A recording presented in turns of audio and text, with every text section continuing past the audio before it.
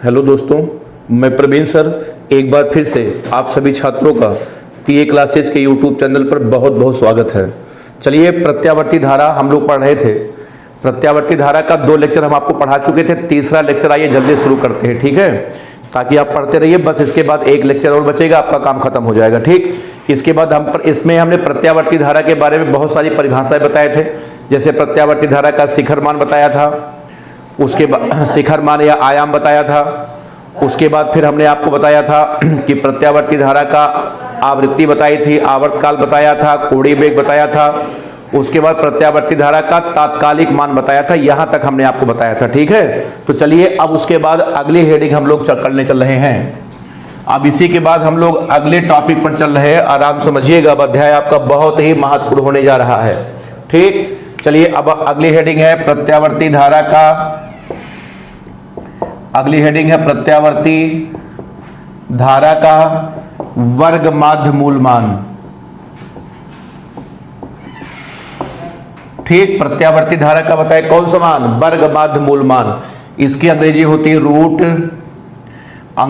Root mean square value. Root mean square value, ठीक है। तो चलिए देखें, अब ये मान निकालने का आवश्यकता के ऊपर आपको बताएं। सुन लो, बात ये है ना कि जो लोग समय के साथ बदलते हैं उनमें कई मान होते हैं। जितने लोग समय के साथ बदलते हैं उसके अंदर कई मान होते हैं, इसीलिए हम आपको एक एक करके सारे मान बता रहे हैं। अब आप देखिए, प्रत्यावर्ती धारा भी लगातार समय के साथ बदलती है, इसलिए प्रत्यावर्ती धारा में भी बहुत सारे मान होते हैं, कई मान होते हैं। अब आइए आपको बताते हैं वर्ग माध्य मूल मान। तो नाम से ही आपको स्पष्ट है कि प्रत्यावर्ती धारा के मान के, प्रत्यावर्ती धारा के बताओ किसके मान के, वर्ग के, मध्यमान के को ही मतलब प्रत्यावर्ती धारा के मान के, उसके बाद वर्ग के, उसके बाद माध्य के, उसके बाद वर्गमूल को, ठीक है, ही हम लोग वर्ग माध्य मूल मान कहते हैं। ठीक है, तो देखिए, सबसे पहला पॉइंट है कि परिभाषा में लिख रहा हूं कि प्रत्यावर्ती धारा के, एकदम आराम से बिल्कुल समझना, प्रत्यावर्ती धारा के मान के, प्रत्यावर्ती धारा के मान के, वर्ग के, मध्यमान के, वर्ग के मध्यमान के, वर्गमूल को ही, वर्गमूल को ही, ठीक है, वर्ग माध्य मूल मान कहते हैं। वर्ग माध्य मूल मान कहते हैं। वर्ग माध्य मूल मान बताओ कहते हैं। अब देखिए, सबसे पहला पॉइंट है, इसे हम लोग IRMS से लिखते हैं। बहुत ध्यान समझिएगा, बहुत महत्वपूर्ण मान आपको मैं बताने जा रहा हूं। इसको बताओ किससे लिखते हैं? इसको हम लोग IRMS से लिखते हैं, IRMS से लिखते हैं। अब देखो, इसका सूत्र क्या होगा आपको बताते हैं। IRMS बराबर, ये देखिए, प्रत्यावर्ती धारा का मान बताओ कितना है, I। अब बताओ मान के वर्ग के, ये देखो वर्ग हमने किया, वर्ग के मध्यमान, मध्यमान का मतलब यहां पर लगा दिया हमने ऊपर बार, बार माने मध्यमान, मध्यमान के वर्गमूल को। उसके बाद ये देखिए हमने निकाल दिया, ये निकाल दिया वर्गमूल। अब बताओ इसी का नाम बताओ क्या है? ये है आपका प्रत्यावर्ती धारा का वर्ग माध्य मूल मान। बताओ क्या सूत्र आ गया? इसको हम लोग लिख सकते हैं IRMS बराबर I स्क्वायर बार का, उसके बाद लगा दो वर्गमूल। ये है प्रत्यावर्ती धारा का वर्ग माध्य मूल मान। ठीक, चलिए 2 पॉइंट हो गया। उसके बाद तीसरे पॉइंट में अब आपको इसका सूत्र बताएंगे, जल्दी से नोट कर लें, आराम से बिल्कुल देखिएगा, बड़े काम की चीज है ये। तो प्रत्यावर्ती धारा के मान के, वर्ग के, मध्यमान के, वर्गमूल को ही वर्ग माध्य मूल मान कहते हैं। बताओ किससे लिखते हैं? IRMS से लिखते हैं। IRMS बराबर आपका होता है अंडर रूट, ठीक है, I स्क्वायर का, ये जो ऊपर लाइन है इसका मतलब है बार, मतलब औसत। कर ले, उसके बाद फिर आपको हम इसके आगे बताते हैं। 2 पॉइंट हो गए। चलिए अब देखिए, इसका सूत्र निकालते हैं। सूत्र वैसे निगमन की जरूरत नहीं है, लेकिन तब भी आपको हम इसका निगमन करके दिखाते हैं। चलिए देखिए, नंबर 3 में सूत्र देखिएगा ध्यान से। तीसरे पॉइंट में आइए हम इसका सूत्र निकालते हैं। ठीक है, बहुत ध्यान समझिएगा, सूत्र निगमन समझोगे ज्यादा बढ़िया समझ में आएगा। ठीक है, केवल सूत्र रट लोगे तो सवाल लगाने में दिक्कत होगी, सवाल में आप फंसोगे। निगमन देख लो, बस बहुत आसान है, जल्दी हम आपको करके दिखा देते हैं। देखिए, आपका होता है IRMS बराबर, ये देखिए आई स्क्वायर का बार, उसके बाद आपका है अंडर रूट, यही है ना। अच्छा अब आप एक काम करो, आई के जगह पर रखो आई जीरो साइन ओमेगा टी।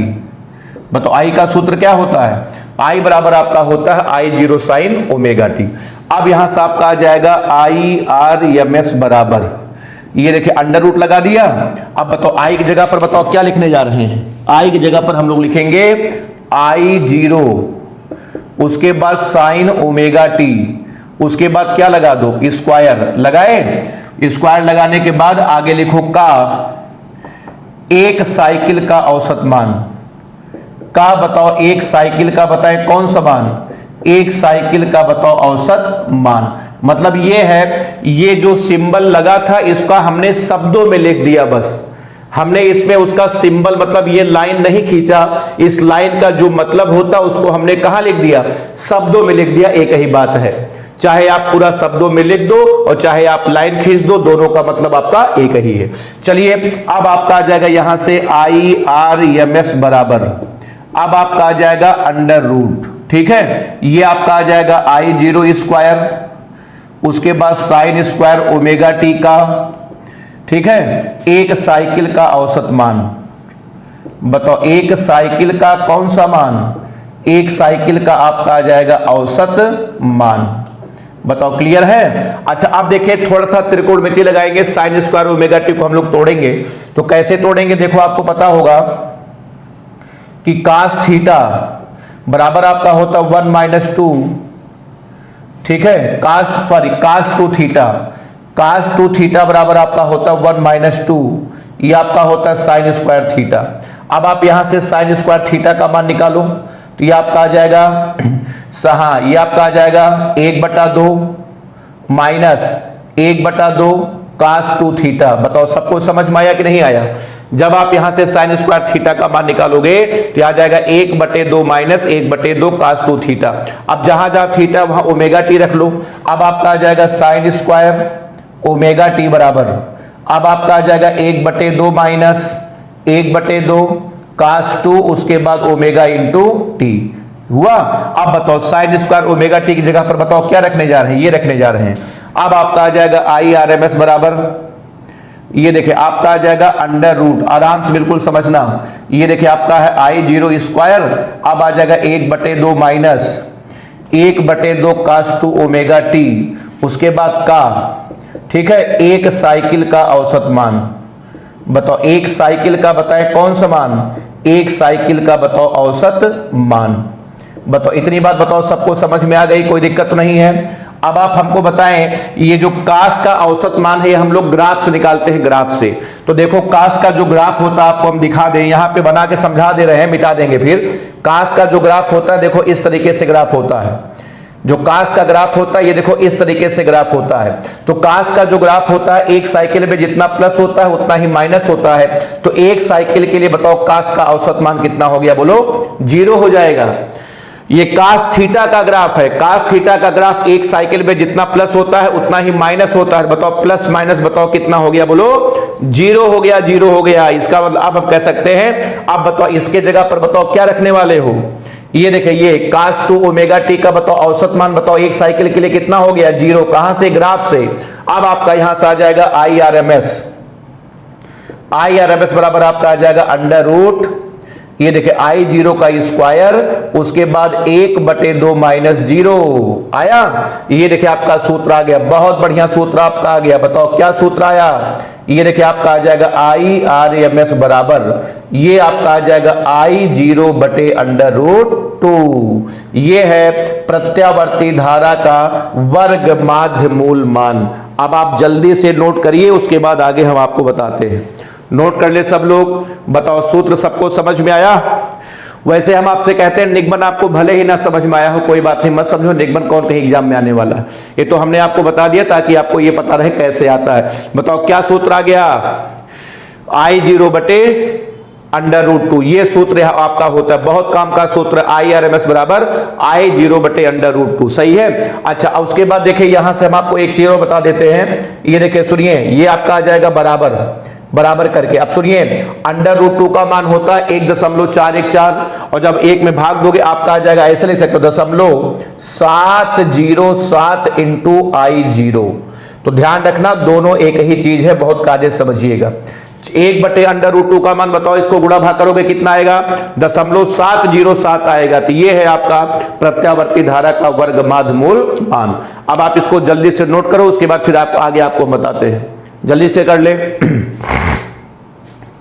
तो बहुत बढ़िया सूत्र है, IRMS बराबर होता है I0। I0 क्या है, धारा का शिखर मान है या धारा का आयाम है या अधिकतम मान है या महत्तम मान है, चाहे जो बोलो, सबका मतलब एक है। और इसका मान होता है 0.707 इंटू I0।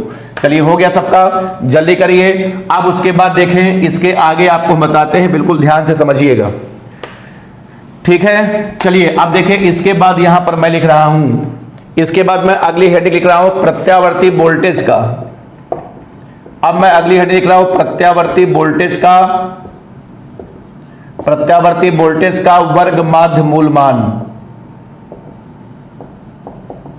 प्रत्यावर्ती वोल्टेज का, अभी तो धारा का पढ़ रहे थे, अब हम लोग पढ़ रहे हैं प्रत्यावर्ती वोल्टेज का वर्गमाध्य मूल मान। इसकी भी अंग्रेजी है रूट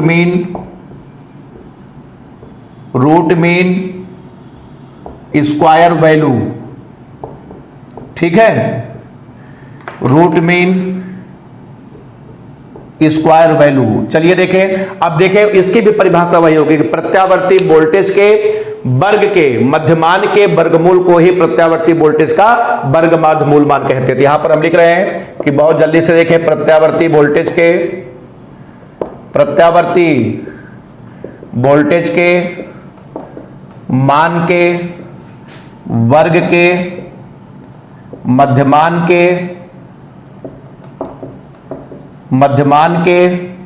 वर्गमूल को ही,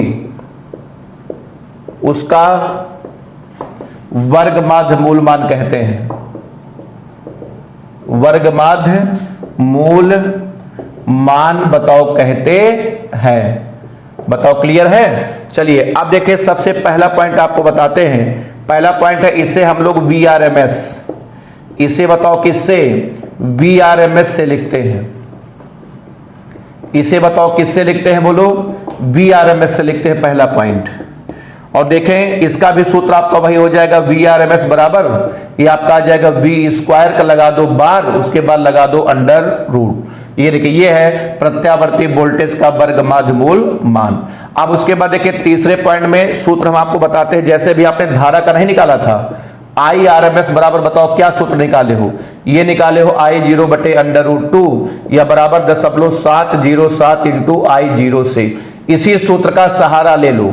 अब आप इसी को देख के बताओ, VRMS बराबर बताओ V0/√2 और यही बराबर आपका आ जाएगा 0.707 इंटू V0। ये है प्रत्यावर्ती वोल्टेज का बताओ वर्गमाध्य मूल मान।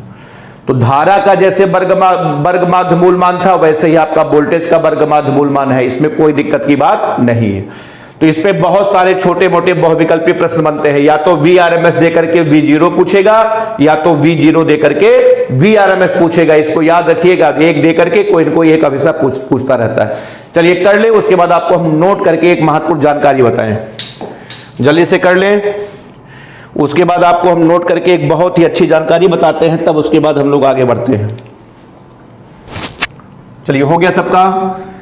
अब देखें प्रत्यावर्ती जो आपकी धारा है, अब आपको हम बताएं, नोट करके बता रहे हैं, इस पॉइंट पर जरा गौर करना। अब सब बहुत महत्वपूर्ण जानकारी आगे आपके जानने के लिए। देखें नोट करके मैं बता रहा हूं, ठीक है। देखें आपने देखा है कि जो आपकी प्रत्यावर्ती धारा है, जो हमारे घर में धारा बह रही, उसका सूत्र है I बराबर I0 उसके बाद sin ωt। यही है हमारे घर की धारा। इसका काम है लगातार बताओ समय के साथ बदलना। जैसा कि आप जानते हैं कि जो धारा है, इसका काम है बताओ लगातार समय के साथ बदल रही है। तो जो लोग समय के साथ लगातार बदलते हैं, उनमें बहुत सारे मान होते हैं। हम आपको कई सारे मान पढ़ा भी चुके हैं, ठीक है। जैसे प्रत्यावर्ती धारा का शिखर मान हो गया, प्रत्यावर्ती धारा का तात्कालिक या तात्क्षणिक मान हो गया, बहुत सारे मान हम आपको पहले ही बता चुके हैं, ठीक। अच्छा अब देखें मेन मुद्दे की बात पे हम लोग आते हैं, ध्यान से बिल्कुल समझिएगा। देखिए हम आपको बता चुके हैं कि ये सबसे पहले आपका जो धारा I है, ये I0 बताओ क्या है, ये आपका आयाम है। I0 क्या है, आयाम है। और बताओ I क्या है, I तात्कालिक मान है। बता चुका हूं I आपका तात्कालिक मान है, या इसको बोलते हैं तात्क्षणिक, पढ़ा चुका हूं, भूलना मत। या तात्क्षणिक मान है, या हम कह सकते हैं या आभासी मान है। बताओ क्लियर है ना। तो ये आपका अधिकतम आयाम, या हम कह सकते हैं अधिकतम मान। ये सब बातें आपको हम इसके पहले वाले लेक्चर में सब बहुत आराम से पढ़ा चुके हैं। ये आयाम या अधिकतम मान है, आई क्या है, तात्कालिक मान या तात्क्षणिक मान या आभासी मान है। अब सुनिए मेन मुद्दे की बात। हमारे घर में जो धारा बहती है, जैसे हमारे घर में बहने वाली धारा 5 एम्पियर है, ठीक है, तो ये धारा का वर्ग माध्य मूल मान है। तो हमारे घर में वर्ग माध्य मूल मान की सप्लाई होती है। ध्यान रखिएगा, ना हमारे घर में I बहती है, ना हमारे घर में I0 बहता है। हमारे घर में बहती है, बताएं कौन, IRMS बहती है। और बताओ वोल्टेज का बताएं कौन सा मान, VRMS हमारे घर में प्रवाहित होता है। ये आपको ध्यान रखना है।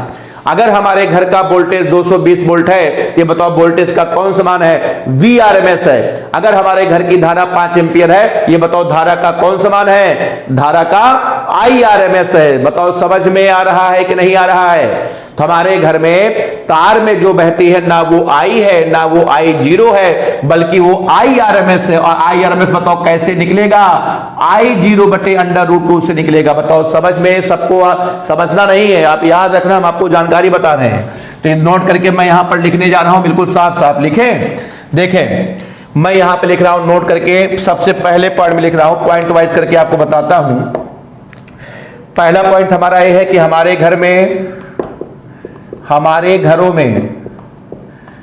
घरों में वोल्टेज तथा धारा का, हमारे घरों में वोल्टेज तथा धारा का, ठीक है, वर्ग माध्य मूल मान ही प्रवाहित होता है। ही बताओ क्या होता है, ही प्रवाहित होता है। आप इसको भूलिएगा मत। तो हमारे घरों में वोल्टेज और धारा का वर्ग माध्य मूल मान ही प्रवाहित होता है। अब देखें दूसरे पॉइंट में आपको बताते हैं, दूसरे पॉइंट में यदि हमारे घर का वोल्टेज, यदि हमारे घर का वोल्टेज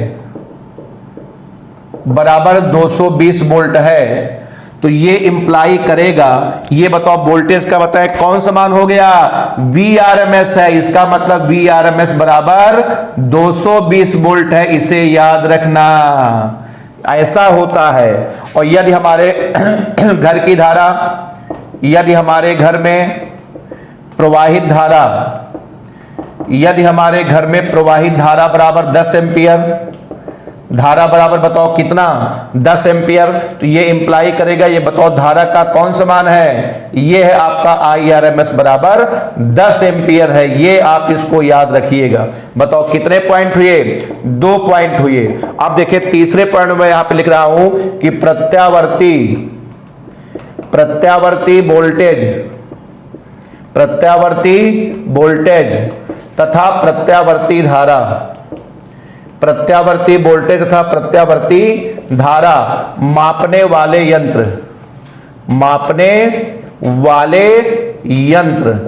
ठीक है, कौन कौन है, तप्त वोल्ट मीटर। ये भी याद रखना, तप्त वोल्ट मीटर बहुत महत्वपूर्ण प्रश्न है। अगर आपसे पूछा जाए कि बताओ प्रत्यावर्ती वोल्टेज नापने वाले यंत्र का नाम बताइए, नाम है तप्त वोल्ट मीटर तथा तप्त अमीटर, तथा बताओ क्या, तप्त अमीटर। अगला प्रश्न आपका है कि प्रत्यावर्ती धारा मापने वाले यंत्र का नाम बताइए, आंसर आपका होगा तप्त अमीटर। सदैव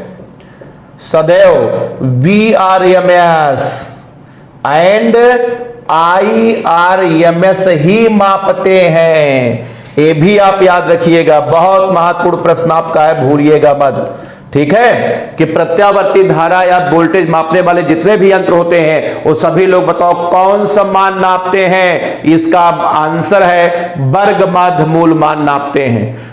तप्त वोल्टमीटर वोल्टेज का वर्गमाद मूलमान मापेगा, और आपका तप्त अमीटर ये आपका नापेगा धारा का वर्गमाद मूलमान मापेगा।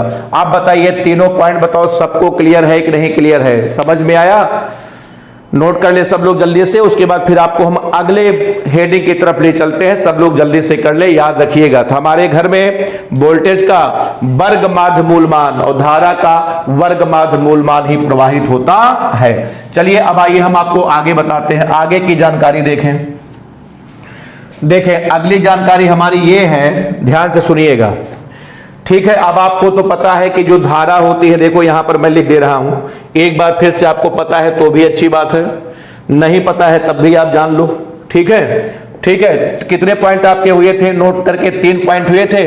चौथे पॉइंट में देखें, जो आपकी धारा होती है, धारा जो है 2 प्रकार की होती है, आपको पता होगा। धारा 2 प्रकार की होती है, एक आपकी होती है प्रत्यावर्ती धारा, एक आपकी होती है प्रत्यावर्ती धारा जिसको हम लोग शॉर्टकट बोलते हैं एसी, और दूसरी आपकी होती है दिष्ट धारा। दूसरी आपकी होती है, बताएं कौन? दिष्ट धारा। ठीक, अब देखें इन दोनों के बारे में। धारा को दो प्रकार की होती है, एक आपकी होती है प्रत्यावर्ती धारा और दूसरी होती है दिष्ट धारा। इसकी दिष्ट धारा का अंग्रेजी होती है डायरेक्ट करंट, इसकी अंग्रेजी होती है डायरेक्ट करंट, इसी वजह इसको बोलते हैं डीसी। तो एक धारा आपकी हो गई एसी, दूसरी आपकी हो गई डीसी। अब देखें एसी के बारे में आपको हम एक एक करके जानकारी बताएं, ऐसे बस हम आपका परिचय करा रहे हैं। जल्दी से आप इसको देख लें ताकि समझने में आपको और बढ़िया और अच्छा आपको समझ में आएगा, ठीक है। तो चलिए देखें प्रत्यावर्ती धारा के बारे में। सबसे पहले ये जानकारी है कि बताओ सबसे पहले प्रत्यावर्ती धारा का बताओ निर्माण कैसे होता है? प्रत्यावर्ती धारा बताओ कैसे बनती है? इसका आंसर है कि चुंबकीय क्षेत्र में कुंडली को घुमाने से, मतलब इस घटना का नाम है विद्युत चुंबकीय प्रेरण। प्रत्यावर्ती धारा का बताओ निर्माण कैसे होता है? हम आपको पहले इस अध्याय में पहला निगमन हमारा यही था कि हम लोगों ने क्या किया था कि चुंबकीय क्षेत्र में कुंडली को घुमाया था, और जब कुंडली को घुमाए थे तो उसके फ्लक्स में परिवर्तन हुआ था, तो आया था विद्युत वाहक बल, और अगर कुंडली बंद थी तो उसमें बही थी धारा जिसका नाम था प्रत्यावर्ती धारा। इसका मतलब प्रत्यावर्ती धारा के बारे में सबसे पहली जानकारी है, ये बताओ कैसे बनती है? ये बनती है विद्युत चुंबकीय प्रेरण से। बताओ इसका निर्माण बताओ कैसे होता है? विद्युत चुंबकीय प्रेरण से इसका निर्माण होता है। आपको दिखाई पड़ रहा है, कट तो नहीं रहा है, दिख रहा होगा, विद्युत चुंबकीय प्रेरण से इसका निर्माण होता है, बिल्कुल सही आपको दिख रहा है। और दूसरी बात, इसका काम है समय के साथ बदलना। इसका काम है बताओ समय के साथ, बताओ क्या करना? समय के साथ बदलना। और तीसरा है ये 1 सेकंड में 100 बार जीरो, 1 सेकंड में बताओ 100 बार, 1 सेकंड में 100 बार शून्य होती है और 100 बार अधिकतम होती है। मैं आपको पढ़ा चुका हूं, 100 बार बताओ क्या होती है? 100 बार अधिकतम होती है। इसीलिए जब आप इसको छूने जाओगे तो आपको 1 सेकंड में 100 झटके लगेंगे। 1 सेकंड में बताओ कितने झटके? 1 सेकंड में 100 झटके लगेंगे। और इसका ग्राफ होता है, ये देखिए ग्राफ तो कई बार आपको बता चुके हैं, ये आपका ग्राफ है, ये है आपके घर वाली धारा, ये आपका x अक्ष है, आपका y अक्ष है। y अक्ष पर हमने लिया है धारा और x अक्ष पर हमने लिया है समय। चलिए ये तो जानकारी थी बताओ किसके बारे में? प्रत्यावर्ती धारा के बारे में। अब आपकी दूसरी धारा होती है दिष्ट धारा, ठीक है, इसको हम लोग शॉर्टकट बोलते हैं डीसी। अब देखो डीसी के बारे में आपको हम एक एक करके जानकारी बताते हैं।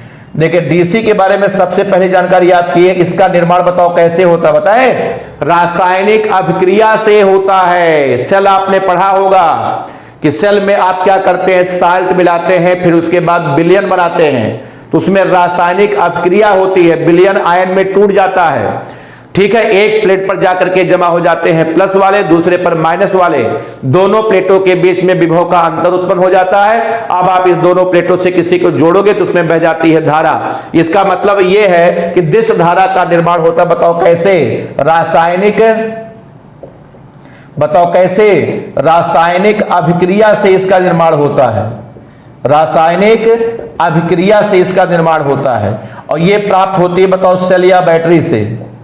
ये है बताओ सेल या बैटरी की धारा आपकी है, ठीक है। अच्छा, इसका काम है समय के साथ नियत रहना, ये समय के साथ नहीं बदलती है, इसका काम है बताओ समय के साथ, बताओ क्या रहना, समय के साथ नियत रहना, ठीक। और इसके अंदर एक खास बात और है, जब आप इसको छूने जाओगे ना तो छूने पर आपको सीधे चिपका लेगी, इसका नेचर है छूने पर चिपकाना।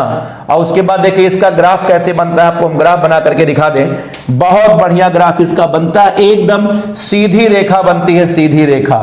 ये देखिए आपका x अक्ष है, उसके बाद ये आपका y अक्ष है, ये ग्राफ आपका है DC का, ये आपका ग्राफ DC का है, ये ग्राफ आपका है बताओ किसका, AC का। ये देखिए y अक्ष पर हमने लिया है धारा और x अक्ष पर हमने लिया है बताओ समय। ये देखिए दोनों धारा के बारे में हमने आपको सारी जानकारी हमने आपको बता दी है। अब बताओ क्लियर है, कोई दिक्कत तो नहीं है।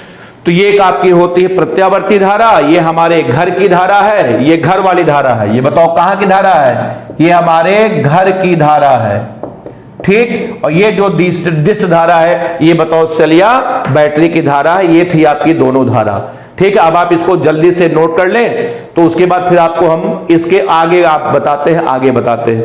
ये आपकी जो AC है छूने पर झटका लगाती है और DC बताओ छूने पर आपको सीधे चिपका ले। इसका ग्राफ समय के साथ बदलता है, इसका ग्राफ सीधी रेखा होता है, स्ट्रेट लाइन होता है। इसका मतलब है ये समय के साथ परिवर्तित नहीं होती। चलिए हो गया सबका। चलिए अब उसके बाद अब एक प्रश्न आता है, अक्सर पूछा जाता है कि कौन दोनों में खतरनाक है। बताओ AC खतरनाक है या DC खतरनाक है। अब आपको हम बताते हैं, ध्यान से समझिएगा। अब यहां पर एक प्रश्न है कि AC और DC में कौन ज्यादा खतरनाक है, ठीक। तो हम लोग अपना आंसर ये दे देते हैं कि भाई AC से छूने पर झटका लगता है और DC छूने पर चिपका लेगी, तो इसका मतलब DC ज्यादा खतरनाक है।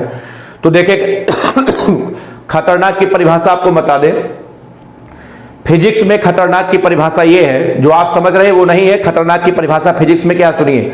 खतरनाक धारा की परिभाषा ये है कि ऐसी धारा जिसको छूने पर हमें ज्यादा करंट का आभास हो। आदमी चाहे मरे, आदमी चाहे जिंदा रहे, मरने जीने से कोई तात्पर्य नहीं है। मतलब खतरनाक धारा की परिभाषा है कि ऐसी धारा जिसको छूने पर ज्यादा से ज्यादा करंट का आभास हो, उसी को हम लोग खतरनाक धारा कहते हैं।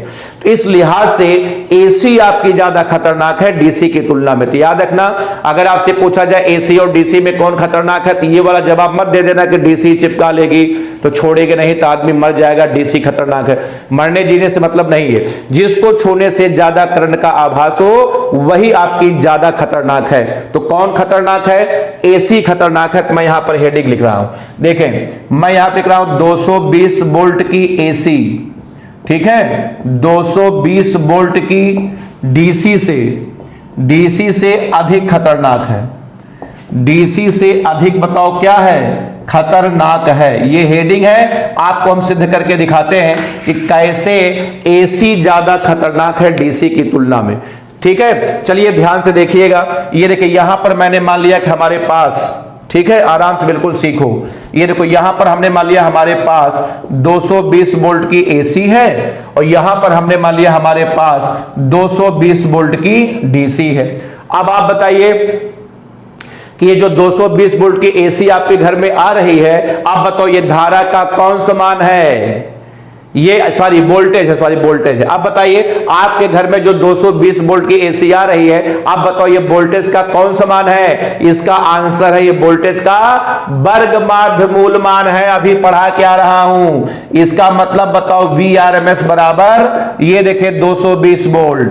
आप बताओ VRMS का फॉर्मूला होता है V0 बटे √2 बराबर आपका 220। अब यहां से V0 का मान निकालोगे तो 220 गुणे √2, अब आपका आ जाएगा V0 बराबर 220 गुणे 1.414। अब आप गुणा करोगे तो आपका आ जाएगा 311 वोल्ट भाइयों। इसका मतलब ये हुआ कि जब आप 220 वोल्ट के AC को छूने जाओगे, अब आपको झटका बताओ कितने का लगेगा, 311 वोल्ट का लगेगा। सुनो, तार में बहती है आपका VRMS बहता है, लेकिन जब तुम उसको छूने जाओगे बताओ झटका आपको अधिकतम मान का लगेगा। ये ध्यान रखना, बड़ा कंफ्यूजन इसमें है।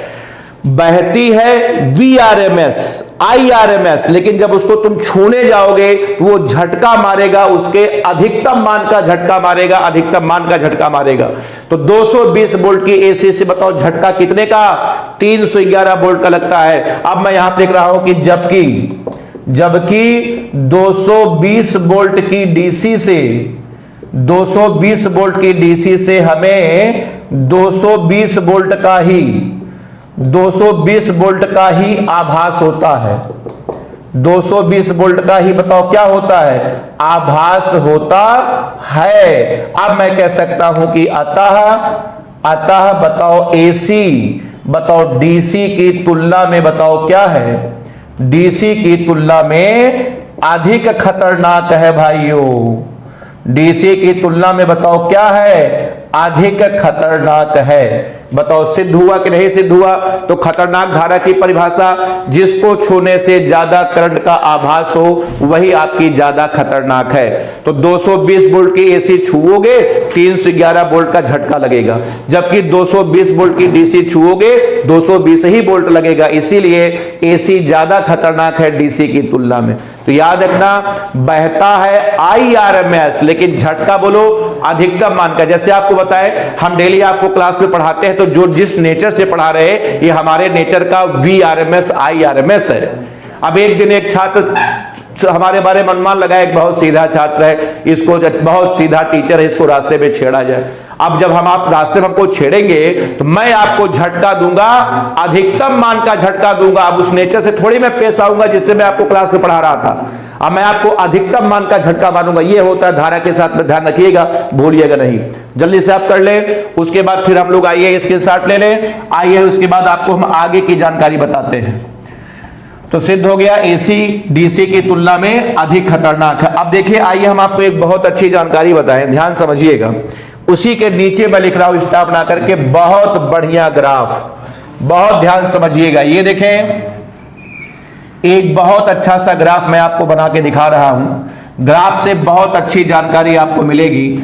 ये देखिए आपका है एक्स अक्ष और ये देखिए आपका है वाई अक्ष।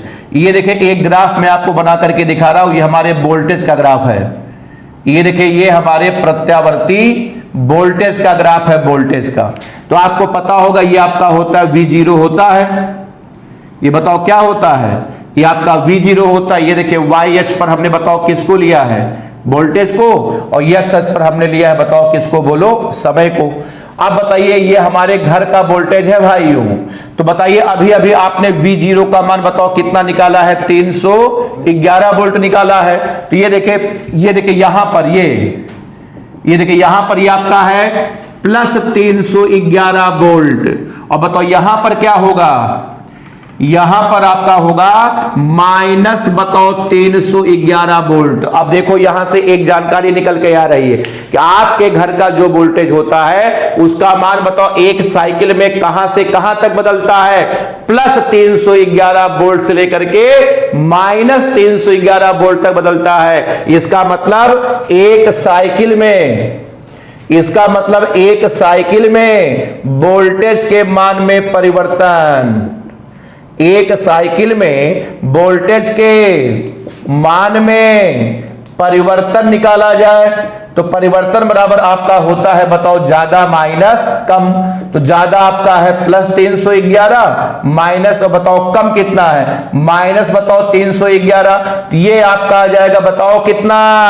ये आपका आ जाएगा 622 वोल्ट आ जाएगा भाइयों। बहुत महत्वपूर्ण प्रश्न है, याद रखना। तो आपके घर का जो वोल्टेज है बताओ एक साइकिल में उसके मान में परिवर्तन कितना होता है? इसका जवाब है भैया मेरे 622 वोल्ट का परिवर्तन होता है।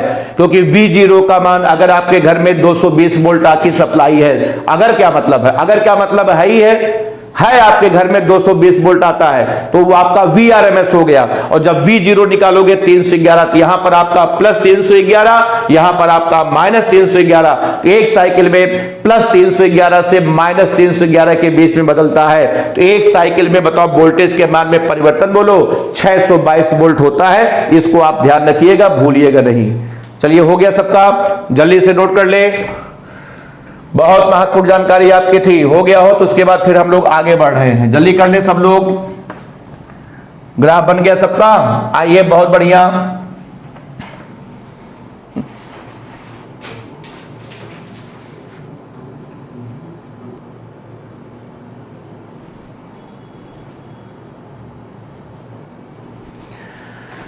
चलिए, हो गया। अब उसके बाद देखें, यहां पर मैं लिख रहा हूं, अगली हेडिंग है प्रत्यावर्ती